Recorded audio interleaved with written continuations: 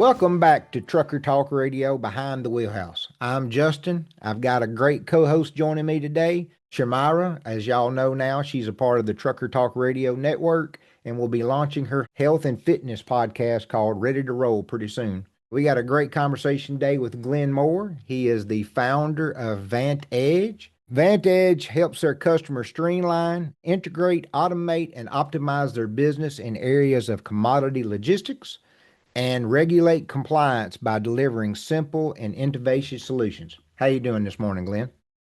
Doing excellent. Thank you very much for having me. Yeah, no, we appreciate it. We're looking forward to the conversation. Your background spans from energy, logistics, and trading. Tell us a little bit about your background, where you started at, and how you got to being all in logistics. I guess I started early 2000s. I would have finished up, university and such, and I got hooked up with a company called Plains All American, or I guess their Canadian subsidiary, Plains Midstream Canada. I think Mhm. Plains All American is PA on the New York Stock Exchange. They've been around for a while, but I'm going to say they were a growing and super exciting midstream oil and gas company. We grew over the 15 years I was there. I think we had 34 acquisitions. And I think that was just on the Canadian side of the business as well. So I Mhm. didn't know anything about rail cars, trucks, logistics, or anything like that there, but started scheduling, moving rail cars and trucks, moved into trading fairly quickly, got moved around the US a little bit, but everything screamed or everything pointed towards the way that the money was won and lost was all in logistics. Mhm. The trading and the products and stuff like that, they run in such a tiny little bandwidth. Everything was Yeah. logistics in my mind and how you optimize things, move things, be tighter, be better, and just everything scream logistics. So I always like those things that kind of I call them the common sense things or the things that make sense. We all know how to get from A to B. It's just there's better ways to do this stuff sometimes, and we can Absolutely. optimize, clean up, and just move information around a little bit better doing this stuff. Absolutely. So, tell us about the company that you've founded, VantEdge. What do you do? What part of the sectors of the industry are you really in with? So we started this out in its very first form back in 2017. Now I will say you have to pay to learn sometimes, and I got my education there, and so we didn't quite successfully do it there the first go around. So I kind of I got nudged understand. out of the business. We had to pivot a bit, just reestablish where we were going, what we were doing, why we were doing this, Mhm. just get the message out a little bit better. So we did, and we kind of got cruising along. We mainly focused on oil and gas. This is where all my contacts were and where I saw all the biggest opportunities Mhm. to start. And so we kicked this off again, and I think it was early 2020, January 2020. We purchased a couple of business units. One was called Terminal Boss from a company called Schneider Electric. They're a big worldwide company. Mhm. They had a bit of a lost leader. They would build big facilities and big blending skids and things like this. And they had this little piece of software over on the side, and that was a piece that they didn't find a lot of value in that, but it in my mind it housed everything. This is what companies are doing, what they're bringing in, what they're taking out, how much, and it starts to let you manage your business a lot better. And then there's some real, like I say, financial implications to this stuff too. Like as you're buying product in the summertime, you have to be selling your financial swaps or hedges on the other side so you can lock in your margins. And if you Mhm. don't know exactly what's coming in, exactly what's going out, this stuff turns into just, you're just guessing and gambling, I guess, at the end of the day.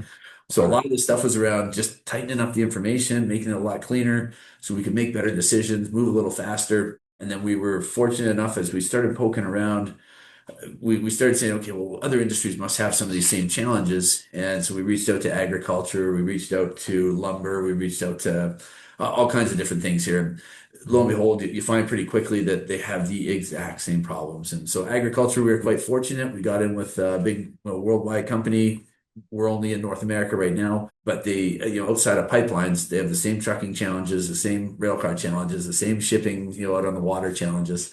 Right. A lot of it is just optics and being able to see and being transparent about what's going on at your facilities on the road.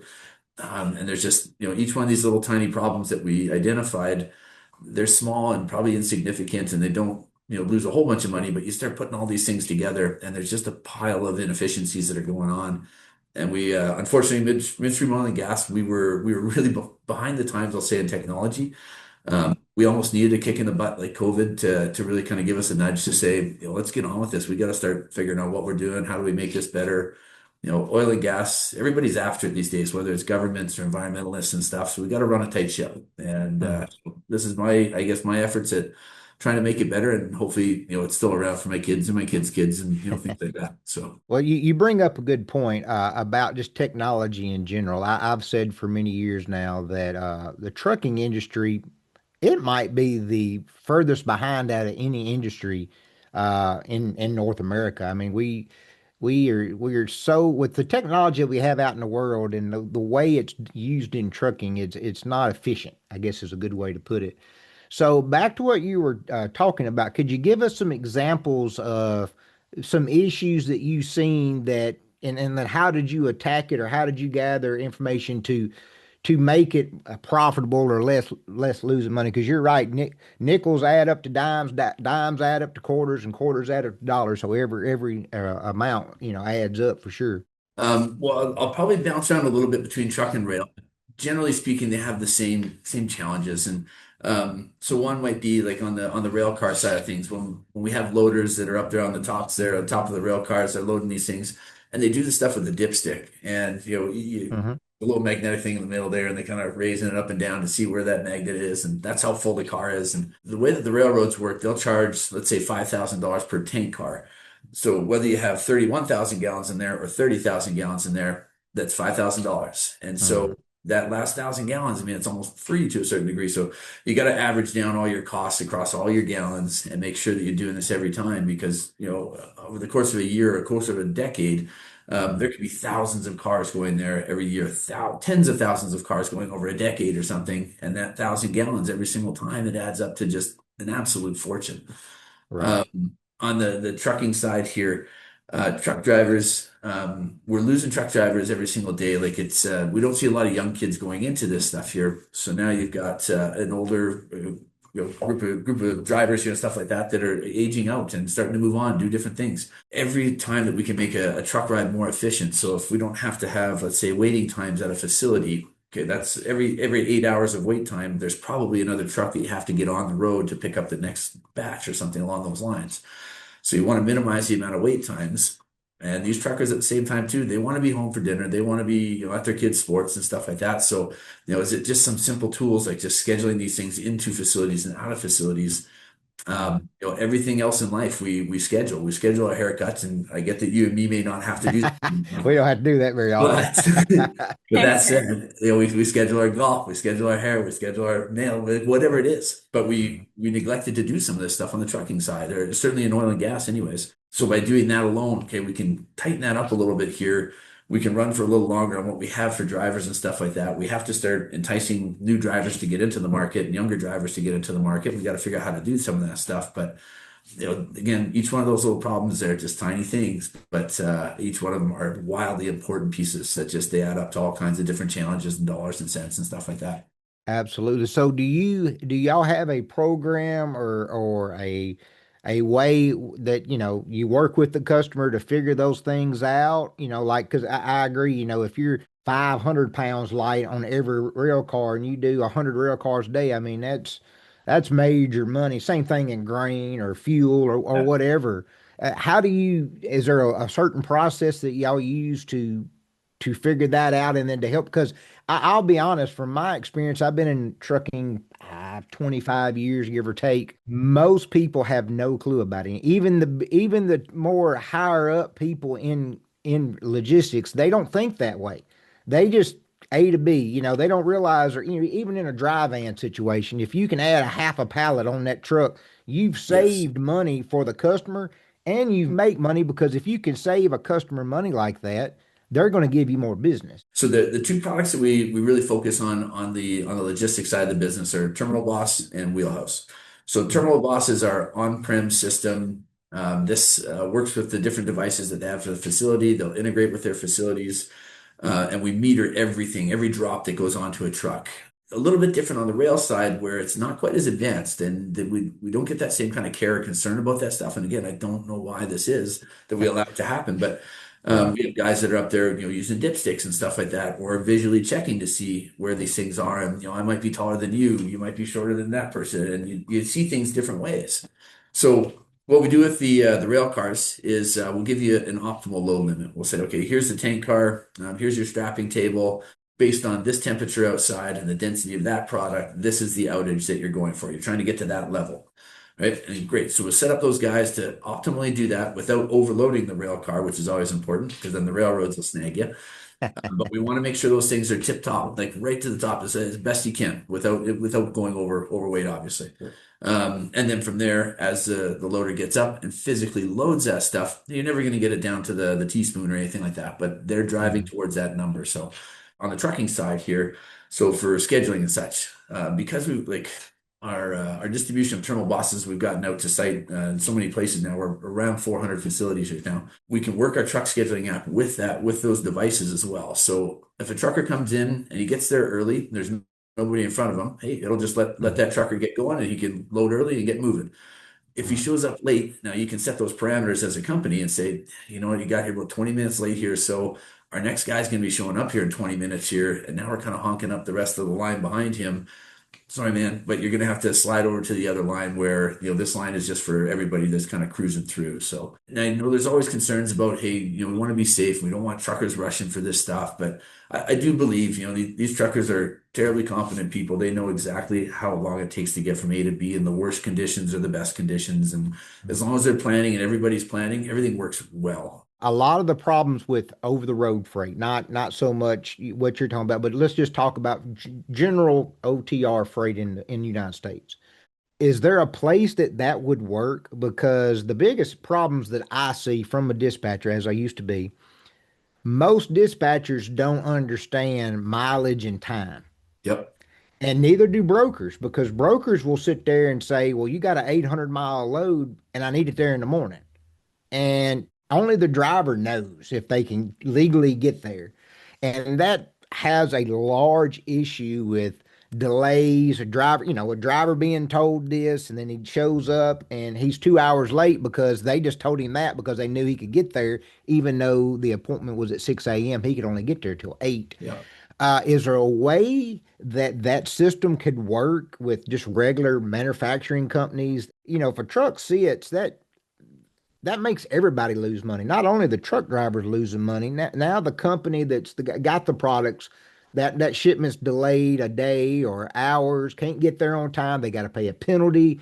The brokers, the carriers, they're losing money because either they're not meeting their quotas or getting what they said. A system like that, if it was made properly, I think would be great, and because one thing I think the trucking industry needs to do is, and I hate to say this because it would cut people's jobs out, and I'm not the biggest fan on AI, but we need more computers to figure out automatically go that load can't be done on in that time frame. You know, John Smith cannot deliver until 9 a.m. He cannot get there at 6 a.m. Is there some way y'all's product could eventually help with that? Because that would, in my opinion, solve a lot of the issues that we have. And another reason to bring truckers back into the industry because let's face it, they get tired of sitting all the time. And because if they're late, they're the ones that get yelled at. The broker, the dispatcher never gets yelled at. It's people at the yards get mad because now, like you said, you've messed up my whole day. Now you've got to go over and sit with the off flow that comes in. You might sit 4 hours. And a lot of times it's not the trucker's fault at all. It is unfair that some of that stuff happens to them. And I think, we do unfairly kind of beat up the truck drivers in a lot of different places. And these guys have so much sitting on their plates in terms of whether they're taking dangerous Mhm. goods, whether they're taking pallets of watermelons, it doesn't matter. They're all rushing to make sure they hit those times. They're all trying to make some family commitments that, hey, I'm going to be home tonight or I'm going to be doing this tonight or whatever that is. We haven't gone as far as to integrate with some of those guys. Now, I think the opportunities are there to do that kind of stuff and say, okay, we can put AI into this stuff. This isn't to take away drivers' jobs or anything like that. This is just to put some sensibility around some of this stuff here and say, are these things possible? Are they not? And this stuff can be done in the blink of an eye, right? Like AI is just so great with the amount of data it can do or the amount of Mhm. information it can plow through in seconds. Maybe there's better ways to start to optimize this stuff if you're doing this or backhauling that. I think there's different ways we can do that, but I don't think we're anywhere near close to getting there just yet. Like on our side, in Western Canada, we're getting quite strong here. We got 400-ish facilities and stuff like that. The next piece that we want to do, like we want to put in like a centralized ticketing. hub, we'll call it. So when Hmm. that ticket's written, it's there in one spot, and everybody on that ticket can get it, right? So whether you're the buyer, the seller, the facility owner, the trucking company, or who that product ultimately ended up going to, everybody needs it for different reasons. But Hmm. I think with that kind of stuff and centralizing some different components of it, now you've got data in one spot.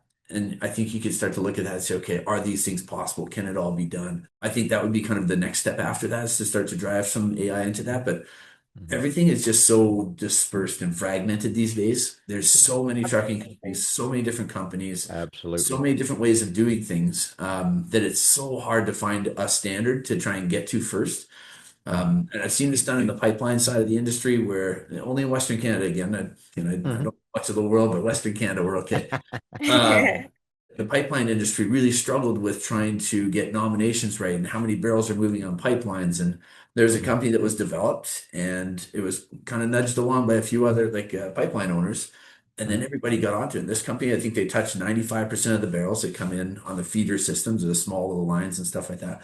But now everybody knows exactly what barrels are on there, when they're moving, how they're moving. And at the end of the month, it's much easier to pay for all that stuff and get it all organized. It's trying to get people to drive towards certain sets of standards. I don't want to Hmm. say like a monopoly or something like that, where now you oversee things and it's all scary and stuff, but these have to be industry type solutions. And we all know that the problems exist. Like there's slightly different variations of it for every single person along the way. And so if we can get 80% of those covered off with this, let's start working on the other 20 afterwards, kind of thing. But it's, yeah, really, really difficult to get so many people kind of heading down one similar path. It just never quite works.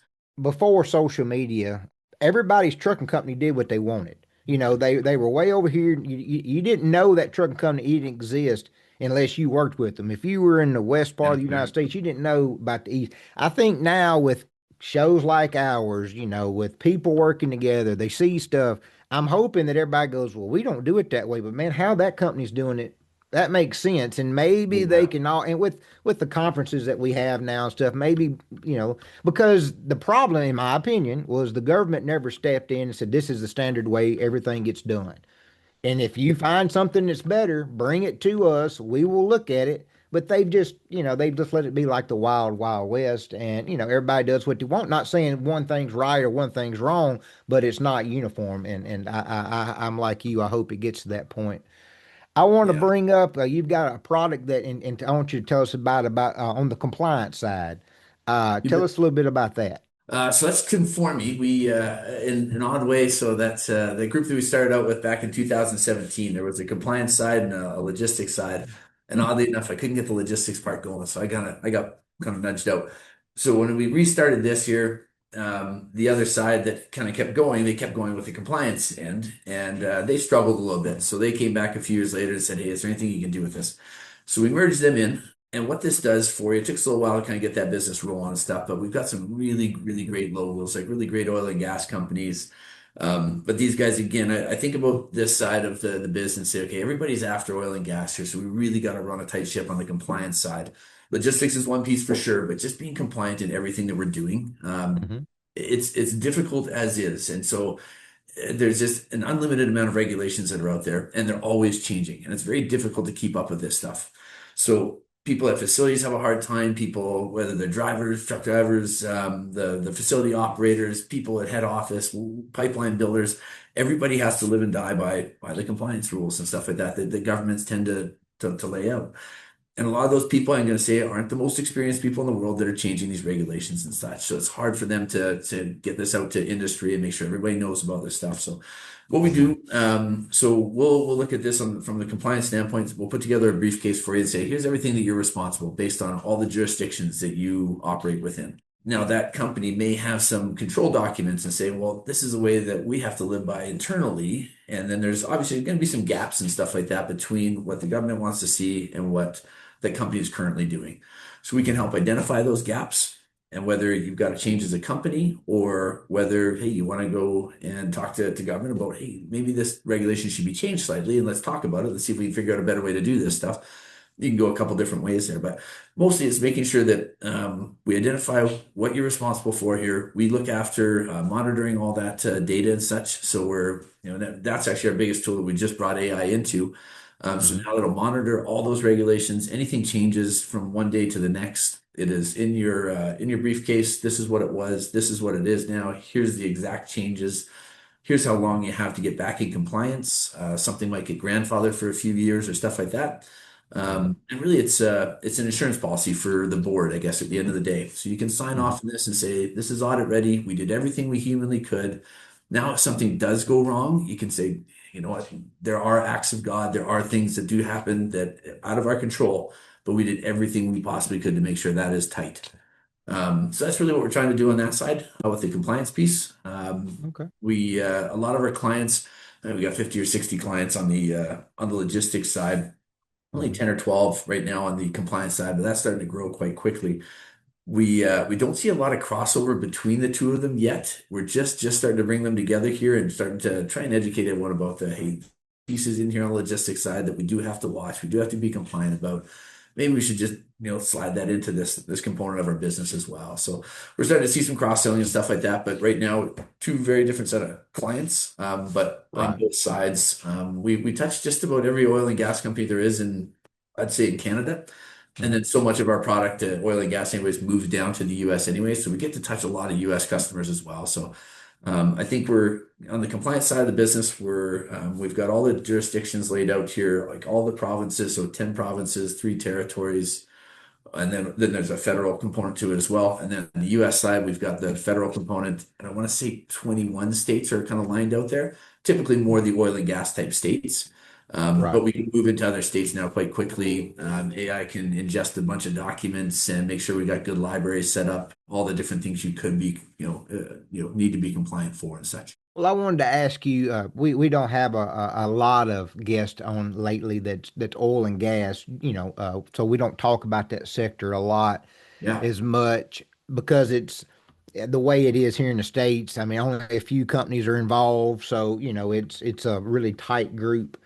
So we have a big problem here in the States anyway about problems with getting documents right, the processes of all that, driver verification. yeah, Do you see that in the oil side being a problem? Do you see a place where, because one of my favorite sayings is a 80,000 pound truck is a moving bomb. Now you add yeah. oil and gas to it, now we're really talking about a big bomb. Now we're cooking. Right, exactly. Now they can do some true damage. Do you see that as an issue in the oil and gas? Because I would think knowing who's driving that oil truck, or who's maybe working at a certain, I would imagine maybe on the worker side, they might have more documentation of who the engineer is out at, pipeline, such and such. But it seems like in any industry, once you get down to the driver, all that goes away. And to me, that's just as important, if not more, than what's going on, 100 miles away from everybody on a pipeline. I mean, yeah, well, you want to know who that is for various reasons. And in case something disaster happens, you know who you're looking for. But I mean, drivers are interacting, beside cars and pedestrians and facilities that, Yeah. so do you see that a lot, on the where that would be a need? Yes, yeah, yeah, and yes. I mean, there's been some terrible accidents that have happened over the years here. I don't know exactly. I'm gonna say Lac Megantic out in Quebec. This was I'm gonna say 30 or 40 rail cars of oil. A brake wasn't put on when the engine or the train was left there for the evening or something, and it rolled I think, backwards right down into the town, Oh, up, and the town really did disintegrate. So that was a terrible, terrible accident. A lot of people passed in that one, but it opens up an opportunity to say, okay, we got to drive towards being better here, guys. And okay, so that may have been a physical mistake, but we also need to know like what's on those trucks, what's on those rail cars, and we need to know a certainty because at the end of the day, if one of these trucks rolls over, something does go off, or something is leaking out everywhere before you start sending firemen in or anybody else in there, that's these right. guys should know exactly what's on there, or we're just throwing more people into the fire at the end of the day. So, and that is one of those places where I think we've got an opportunity. We haven't quite got there yet, but this is something that we want to provide to, I'm going to say, Alberta to Canada. We only operate mostly in Western Canada, so it'd probably just be these provinces, but they should have something that just says if they're going out to site and they know something's going on there, they should know with relative certainty that, hey, we have the system here. These guys just provide it to us. Or at least we know what we're walking into or what we could be walking into. Mhm. So we want to do stuff like that. I think documentation, largely speaking, I mean, the data that goes into a truck ticket and rail ticket, I think it's quite good. I won't say it's perfect. We don't know to the molecule what exactly is on there all the time, but we know the Right. vast majority of it. We know with a high level of certainty what is on there. But to your point, I think pipeline, while it might carry a million times more volume, that's one transaction, one pipeline, and we can follow that whole thing, right? That previous pipeline system I was talking about, they'll do 4,000 transactions a month. We'll do 4,000 transactions a day. There's Right. 4,000 trucks that are ripping around everywhere, right? And Mhm. to your point, I mean, these are going at the gas stations, they're driving on common roads, under bridges. Anything that goes wrong, I mean, it just is so catastrophic so quickly, it'll attract far more attention, I think, on our side of the than say a pipeline Yeah. side. We'll hear about the Mhm. pipeline breaks and they are monumental volumes and they'll get into a river and they'll fix that Mhm. stuff and they'll clean it up, but it is terrible stuff. Something like this happens on our side of the business where there's trucks and rail cars and things that are moving around, smaller volumes, and but just way more access to people, property, things that are just going to cost a ton more. So yeah, I think like the documentation, I think we're pretty good at, but how do we get that stuff moved around a little bit better? I think, Mhm. these are some of the things that we're starting to work on and trying to get those centralized ticketing hubs going so people have access to it. We can get that information to government bodies if they need to. Yeah, just trying to, bit by bit. It takes an army and it takes forever. And it's just, That's right. yes. Oh, but it's constant improvement. It's kind of that 1% a day sort of thing. Well, yeah, and why I was thinking of that, it was talking about one of our sponsors, our major sponsor, ReadyApp. They do a driver verification process. They have a digital driver passport where drivers can go in and they can upload all their documents, CDL, medical card, pictures of their truck, work history can be put in, violations can be put in. And then they share it. They can share it with, a an onboarding, a trucking company, DOT, insurance companies, one click of a button, they can share everything. So they're verified to try to separate themselves from I won't call it a bad truck driver, but a But yeah, true, non-true, truck driver versus, Unprepared, yeah, non-prepared. very, yeah, unprepared. And, yeah, and to try to, so everybody kind of knows, because in my opinion, even though a broker might do a load, the customer who actually owns the product should know who's hauling their product, because they're the face of their company that day. yeah. So, just thinking on the lines of that for oil and gas, to me, be something that would be a necessity, just because you want to, not saying that any certain oil company would hire a non-driver or maybe not qualified enough, what have you. Stuff slip through the cracks all the time. And if you All don't the have time. a core monitor person, you're never going to find out. And then you don't figure it out until they get pulled over or a major accident. And now you've basically cut your legs off. I mean, you're at the mercy of everybody. And usually when it's something bad, especially in hazmat or volatile stuff like that, there's no give and take. It's all straight punishment from that point. Even if your regulations are okay, the public perspective is going to eat you alive, especially nowadays. So within our system, within Terminal Boss, we absolutely do have that kind of stuff for the drivers. So Hmm. we keep all their insurance documentation there. Have they been through an onboarding at site and stuff? They say usually if you're a first time driver to a new site, you've got to go through a little course, make sure you know where everything is, all the safety pieces are, and we can check that off to make sure you're compliant in that side. And that usually holds for a year. So once a year at each new site, these guys have to go through and just make sure that they know what they're doing and stuff like that. But if something isn't, and that trucker, yesterday he was good, today his insurance is void or something along those lines, it'll shut off within our system. He won't be able to get through that gate access key. He won't be able to pick up a load. Little flags will start going off there quite quickly.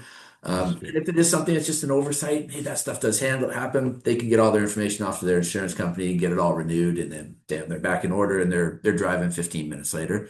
But if it is someone that's just trying to game the system, those ones do start to stick out like a sore thumb pretty quick. Kind of tell me where you see y'all's business, 5 to 10 years. What do you think of the logistics side? Is there other, sectors outside of logistics y'all want to, try to get in and help? Just, what's your vision? What's the vision? Oh man, retirement and make sure the kids can, I don't know, afford a few things in life and stuff like Yeah. that. Right. That's always the goal. That's it, Right. right? Like, leave it better than you got it. Make sure the kids are, something. Exactly. But no, while we're here and while we're hustling and doing this stuff here, and I don't want to get out of this stuff. I really quite enjoy it. While it feels like the same things every day, there's always new little challenges to it, and there's always ways to improve it. So I'd say over the next 5 years, next 3 years here, we've got a big push to get down to the U.S. a little bit harder. We've got 25 or 30 facilities down in the U.S. I want to see us start moving into other industries that need us a little bit more. Like the things that always interested me, like were just the necessities of life, right? Like everyone needs energy, everyone needs food, everyone needs shelter, things like that. So energy, I think we're doing a good job. We're moving down a pretty good path. When I start thinking about, food and, just things that sustain us and stuff. So we're into agriculture now. We sell moving grains and sulfurs and fertilizers and things like that. But in my mind, it's always the things that we're just going to need the rest of our lives, no matter what, no matter how far anything goofy goes in life and AI and robots and stuff. These are the things that we truly need to just sustain ourselves and sustain, society and stuff like that. So those are the things that I'm attracted to more, I would say. There's a lot more stringency that is kind of jammed on those types of industries. So energy, again, like I said, everybody's after them. Agriculture, and we have to have like the highest standards of food, make sure people are healthy and things like that. So all like on the compliance side, I think that really helps out a lot. But in my mind, I think we want to, I think we're a relatively small company. I think we do about $5 million of revenue today, but we're growing about 100% a year on average. I don't think we'll quite build 100 this year, but we'll be 60 or 80%. Like I want to be a 30 or $40 million a year revenue company. I want to have 3 or 4 different industries that we're really quite amazing at and that we're tip top at.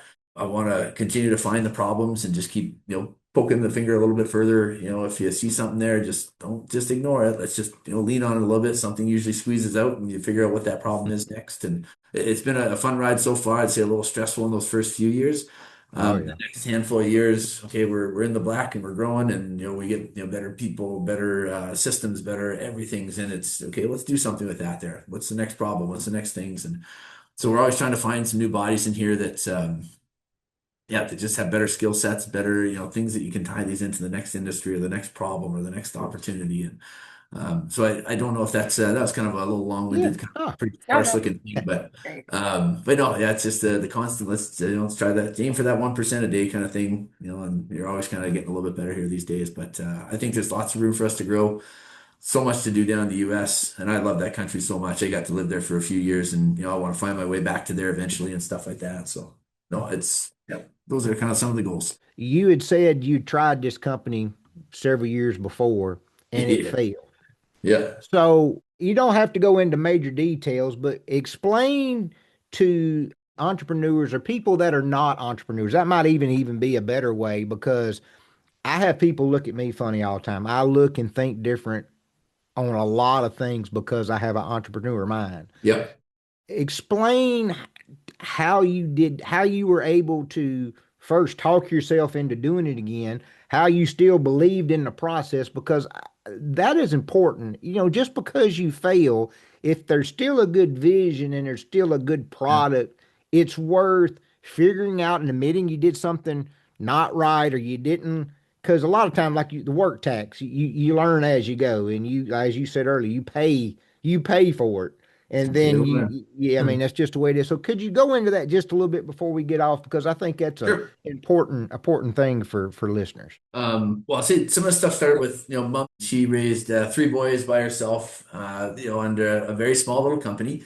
And I'm to this day baffled by how she did it. But she did a great job, or I think she did a great job.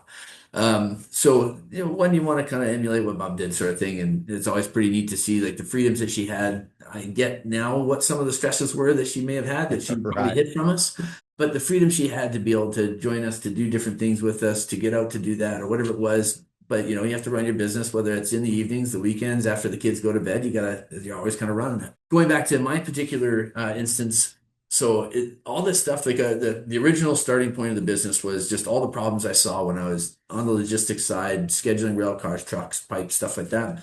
And then moving into the trading side and never having the proper information, you don't know, you're guessing, and you got pretty good at guessing, but sometimes we guessed wrong. No one ever accounts for the ones where you guessed right, and they always just look at the ones you guessed wrong. So let's just Absolutely. fix this, make this stuff better. So that was the goal, the initial go around. Yeah, it stung big time, right? And you when you fail the first time, bit of a kick in the junk, and you're kind of like, am I up for this again? Am I going to do this again, or do I just go back to work and work for someone else and probably be okay and stuff like that? But I did believe the opportunity was there. The way the business was set up initially, it was a very board run business. Everyone was so worried about making money so quickly and so badly that they've kind of forgot that, okay, we got to do a little bit of work here first, and we have to, we have to build these products up, these tools up and stuff like that. It's not just going to happen on day one. So that was, we kind of took a step back. And when you kind of get to restart all by yourself, you have to be a little more humble about it, and you don't get to pay yourself anywhere near as much the second time around. So Right. as you kind of get started, you get moving, and you run a solid business. So you build things around proper foundations and stuff like that, and you start probably leaning on the places where you should have leaned before. So your friends, your family, the opportunities that are close to you first, and then you start expanding out there just bit by bit. Growing a solid business. Don't try and solve every problem all at once. Tomorrow. Hmm. It's just one thing at a time. And it's we were laughing about this the other day. Payroll these days now, I think it's $150,000 every 2 weeks. I remember a day where it was like $12,000 every 2 weeks. And I'm looking at this, I'm like, we have to keep upping this number. It's great. We have more people, we're doing better things and stuff like that. But man, like that was a little bit of a like, holy cow. We actually, this is how far we've come here in the last 4 or 5 years, and it's fantastic. But if you believe it's there, it is a bit of a lonely road. I'll call it in a lot of cases. I think for entrepreneurs, you don't know where to turn sometimes. Your buddies are always just going to be doing the regular jobs, their nine to Yeah. fivers, and that's an easy kind of groove to get into. That was one that I was in for a long time, but it just didn't feel right. So yeah, you kind of got to wander around on your own sometimes, but there are places too where you can get into these different circles of entrepreneurs, and you'll find those places, stick together with those groups, learn a little bit about them. There's certain potholes or landmines that you're gonna all hit at the same time, or that someone else has hit, and they trying to help each other out. So I'm part of this thing in Calgary called the CEO Roundtable. It's just a tech group of startups and stuff like that. I think I'm probably the oldest now. We're a 5-year-old company. Hmm. Usually it's kind of 1 to 3-year-old companies in there and stuff like that. So I'll probably age out here. They'll kick me out pretty quick. But there's different groups like that. And then there's different Hmm. groups for, hey, say the 5 to 10 years and 10 to 20 years and things like that. And so you can, yeah, find those common problems that you have, get them up on the table. Don't be embarrassed about it because somebody else did way worse, I promise. Open and honest about this stuff here. And yeah, it's just that, I don't know, that drive to be a little better each day. Yeah, I appreciate that because I think that's a strong point to be made that, first succeed, try again, especially if you Yeah, believe in it and you see a need, it will happen. And you just learn from the first times. I've failed and I've, trust me, I've had many businesses. Some work, some don't, but at least you try. Well, let everybody know where they can find you. And if you want to do a quick pitch to, anybody of our, listeners that, might could use your service. sure. Well, I sure do appreciate that and the opportunity. And maybe just before I do that one there, just that last point, the quicker you fail, the less things that you can find that are the right answers. So, I mean, if there's this Yeah, much to fail at before, there's this much now, it should be a little quicker to get there. So that's right. there's nothing to be scared, afraid of failing. Just try not to burn yourself out or go bankrupt doing it. I would say, yeah. So for myself there, anybody that's in, I'm going to say that aggregate type product movements there, that's where we really like find a place in life here and stuff like that. I think we've solved a lot of problems and we've still got lots more problems to solve. But anybody that's moving aggregate type products, long distances, truck, rail, that needs to automate these types of things here. Again, this isn't about taking away jobs. It's just making things smoother, better, faster, easier, more accurate, and letting you grow your business there without adding a whole pile of people and stuff like that. So, if there's places where you think we could be of interest, I mean, track me down, and I think my email will probably be on here, my phone number will be on here if you'd like.